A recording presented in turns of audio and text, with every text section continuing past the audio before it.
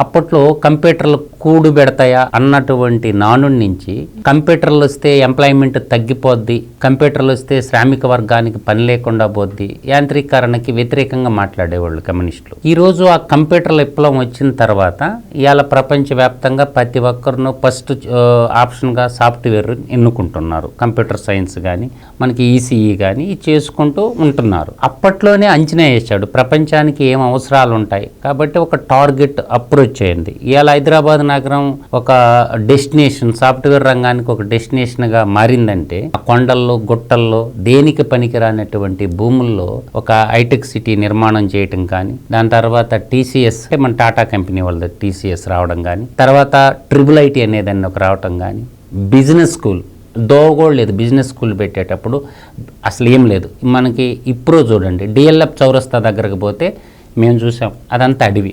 DLF చౌరస్తా మొత్తం కూడా ఒకప్పుడు అడవి. నా కళ్ళ ముందు నేను హైదరాబాద్కి వచ్చినప్పుడు అడవి అనమాట, జంగిల్ లాగా ఉండేది.